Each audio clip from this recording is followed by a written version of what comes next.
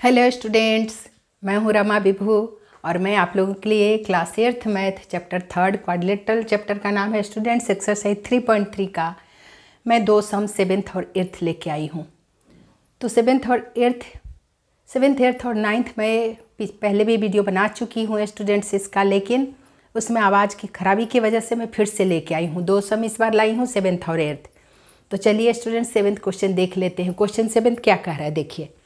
The adjacent figure HOP is a parallelogram, यानी HOP नाम है इसका। Find the angles measure X, Y and Z, state the properties you use to find them. यानी आपको angles find करने हैं students. इसमें पैरेललोग्राम HOP नाम है, X, Y, Z इनके एंगल्स फाइंड करने हैं, तो प्रॉपर्टीज भी वहाँ पर यूज करके बताने हैं। तो चलिए स्टूडेंट्स बनाना शुरू करते हैं। 7th सम का देखिए, HOPE एक पैरेललोग्राम है। देखिए स्टूडेंट्स, इसमें X यहाँ Y है और यहाँ Z है। एंगल्स फाइंड करने हैं, प्रॉपर्टीज बताने हैं। तो हमें दिख रहा है स्टूडेंट्स, देखिए सबसे पहले HOPE होप एक पैरेललोग्राम है। देखिए सबसे पहले हमें दिख रहा है HO पैरेलल है EP के। तो जब ये पैरेलल है तो ये जो इसका डायगोनल दिख रहा है ना, वही इसका ट्रांसवर्सल लाइन काम कर रहा है। यानी दोनों लाइन को H और P पॉइंट पे टच कर रहा है ना। इस लाइन को P पॉइंट पर और इस लाइन को H पे, तो इसके लिए ट्रांसवर्सल लाइन हो गया। तो क्या होता है, ट्रांसवर्सल लाइन के अपोजिट्स एंगल को क्या बोलते हैं, अल्टरनेट एंगल। तो इस तरह से हमें दिख गया स्टूडेंट। तो बनाना शुरू करते हैं, चलिए एक एक करके फाइंड करते हैं। तो आंसर 7th का सॉरी स्टूडेंट्स, देखिए y इज इक्वल्स टू हो जाएगा, y इज इक्वल्स टू आपको लिखना पड़ेगा स्टूडेंट थोड़ा, इन पैरेललोग्राम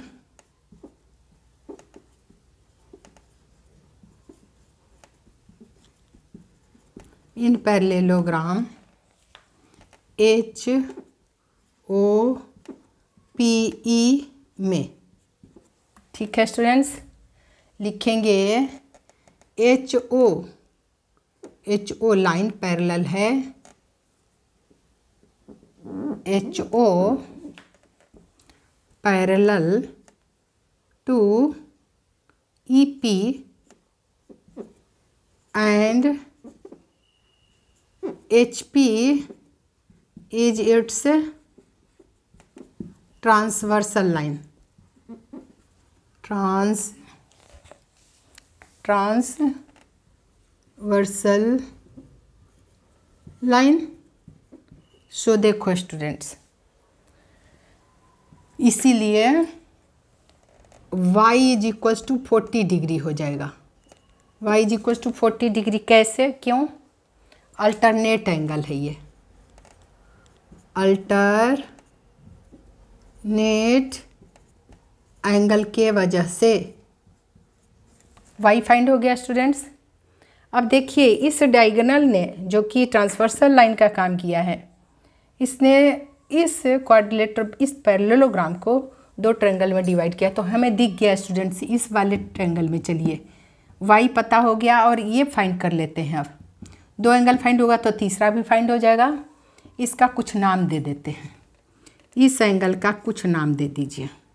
एंगल 1 रख देते हैं। देखो स्टूडेंट्स 1 2 कुछ भी रख सकते हैं, एंगल 1 इसका नाम रख दिए। ठीक है, तो चलिए लिखते हैं angle 1 plus 70 degree is equals to 180 degree हो जाएगा। देखो स्टूडेंट्स, तो पहला हमने फाइंड किया यहाँ पे, ये पहला इसी में और ये दूसरा फाइंड कर रहे हैं इसी क्वेश्चन में।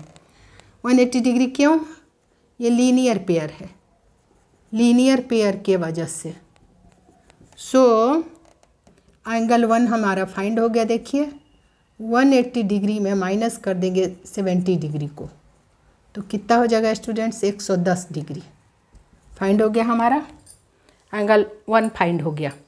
तो इस ट्रायंगल में अब चलिए 2 फाइंड हो गया, y और 1 का वैल्यू फाइंड हो गया तो z भी निकल जाएगा। सो तीसरा में अब निकाल रहे हैं हम लोग। इन ट्रायंगल HOP लिख देते हैं। HOP में देखो, इन तो लिख ही दिए स्टूडेंट्स, तो सॉरी, HOP में क्या लिखूँ मैं? HOP में angle O plus P plus Z भी लिख सकते हैं, कहीं से भी स्टार्ट हो सकते हैं। तो चलो स्टूडेंट लिख लेती हूँ मैं। HOP में Z plus O plus P भी, Y भी लिख सकते हैं। H plus O plus P, angle H plus angle O plus angle P 180 degree. क्यों? बाई एंगल सम प्रॉपर्टी से, एंगल सम प्रॉपर्टी से हम फाइंड कर लेंगे students, by angle sum property use करके। तो देखिए H हमारा Z है, Z ही फाइंड करना है हमें, और O हमने अभी भी फाइंड किया। O यानी एंगल 1, O यानी एंगल 1 फाइंड किया हमने 110 डिग्री, 110 डिग्री, 110 डिग्री। और P क्या था? P यानी Y, P एंगल यानी Y 40 डिग्री, P यानी Y 40 degree is equals to 180 degree. देखिए स्टूडेंट्स, सो क्या हो जाएगा? Z एंगल Z प्लस, ये दोनों प्लस करोगे तो 150 degree is equals to 180 degree. So Z हमारा निकल गया। देखिए स्टूडेंट्स, Z निकल गया हमारा। सो Z इज इक्वल्स टू 180 में माइनस कर दीजिए 150 डिग्री को, तो कितना आ गया स्टूडेंट्स? हमारा आ गया हमारा, देखिए 30 डिग्री, 30 डिग्री Z आ गया। Z हमारा देखिए 30 डिग्री, 30 डिग्री। तो अब क्या फाइंड करना है इसमें स्टूडेंट्स? 1 2 3 चीज़ फाइंड किए। चौथा 1 के बराबर x हो जाएगा स्टूडेंट्स। x अभी नहीं फाइंड किए हम लोग, सो लिखेंगे यहाँ पे। देखिए स्टूडेंट्स, सो चौथा इसी में फाइंड कर रहे हैं। x इज इक्वल्स टू हो जाएगा एंगल 1, और so x is equals to angle 1 कितना फाइंड किए थे अभी स्टूडेंट्स हम लोग? 110 डिग्री, 110 डिग्री यहीं पर लिख दीजिए दोनों। 110 डिग्री है, so x is equals to 100, देख लीजिए x is equals to angle 1, x is equals to angle 1, और एंगल 1 अभी हम ऊपर में फाइंड किए हम लोग 110 डिग्री। तो सब फाइंड हो गया स्टूडेंट्स। इस तरह से हमने 7th का therefore x is equals to 110 degree, y is equals to, देखिए students, y is equals to 40 degree, और z is equals to 30 degree हम लोग फाइंड कर लिए। सारा यही फाइंड करना था स्टूडेंट्स, यही हमारा फाइंड करना था, z 30 डिग्री। ठीक है, तो अब हम लोग चलते हैं 8th में। क्वेश्चन 8th देख लेते हैं स्टूडेंट। देखिए ये z इज इक्वल्स टू लिखा हुआ है, 180 डिग्री था ये। देखिए स्टूडेंट्स, तो अब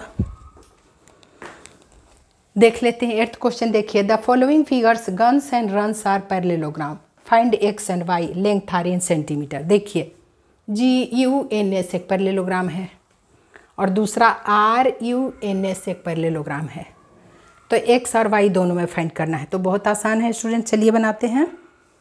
क्वेश्चन नंबर 8th देखिए, 8th का फर्स्ट अब हम कैसे फाइंड करेंगे। देखो स्टूडेंट्स, तो गन्स में हमें दिख रहा है स्टूडेंट्स कि इसके अपोजिट साइड्स इक्वल होते हैं, पैरेललोग्राम के अपोजिट साइड्स इक्वल होते हैं। तो लिखते हैं, चलिए, इन पैरेललोग्राम का नाम है गन्स, GUNS में। चलिए पहले देखो स्टूडेंट, ये नहीं फाइंड करेंगे, पहले x का वैल्यू निकाल लेते हैं। 3x = 18 साफ दिख रहा है, यानी आप लिख सकते हो SG साइड इक्वल है NU, opposite sides of parallelogram are equal. ये क्या है? अपोजिट साइड्स है, अपोजिट साइड्स के वजह से इक्वल होते हैं इनके। तो SG = NU, 3x है इसका वैल्यू। 3x = देखिए स्टूडेंट्स कितना है? 18। सो x = निकल गया हमारा 18/3, 3 × 1 = 3, 3 × 6 = 18 = 6। सो x निकल गया 6, और सेंटीमीटर में कह रहा है, लिखिए सेंटीमीटर। अब एक निकल गया स्टूडेंट, दूसरा निकाल लेते हैं। दूसरा देखिए, GU = SN हो जाएगा। इसमें पहला फाइंड कर लिए, दूसरा GU = SN। तो GU कितना है? 3y - 1 = 26। यहाँ भी आप यहाँ लिख सकते हो अपोजिट साइड्स। ये क्या है? Opposite sides of parallelogram are equal, इसीलिए देखो स्टूडेंट सब, तो क्या हो जाएगा हमारा? 3y = क्या हो जाएगा? देखिए स्टूडेंट्स, 3y = हो जाएगा 26 + 1 हो जाएगा। इधर आएगा तो LHS वाला उधर गया तो प्लस हो जाएगा, ठीक है। 3y = -1 को इधर भेज दिए, 26 + 1। सो क्या हो गया हमारा? यहाँ लिख देती हूँ स्टूडेंट्स, 3y हमारा आ गया 27। सो y = 27/3, 3 × 1 = 3, 3 × 9 = 27। कट गया, देखो स्टूडेंट, ये 3 कट गया। तो y का वैल्यू हम लोग फाइंड कर लिए। सो y = आ गया हमारा 9 सेंटीमीटर। देखिए ये 6 सेंटीमीटर x और y 9 सेंटीमीटर, यही पूछा था स्टूडेंट्स।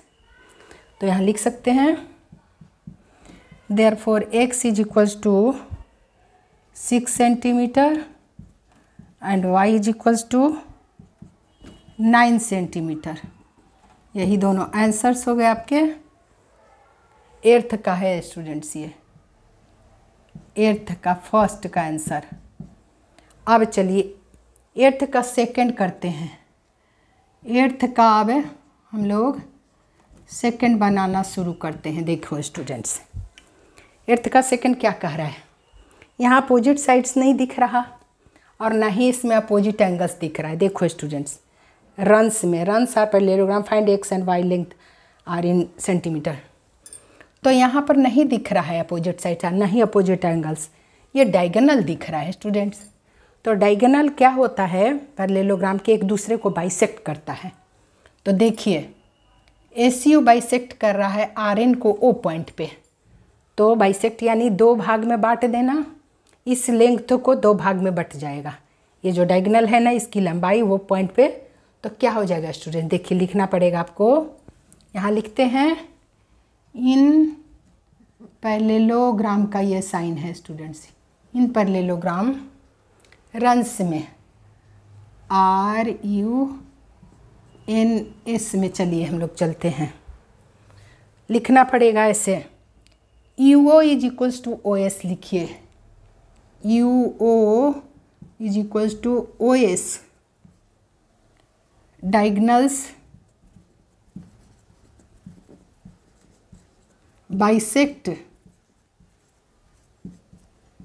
ईच अदर, एक दूसरे को बाइसेक्ट कर देता है, इसीलिए यहाँ y+7 लिख लेते हैं। UO is equals to OS 20 है। देखिए ये दोनों सम बहुत इंपॉर्टेंट है स्टूडेंट्स, इसलिए मैं अच्छे से दोबारा देखिए लेके आई हूँ आपके लिए, क्योंकि उसमें आवाज़ नहीं क्लियर आया था।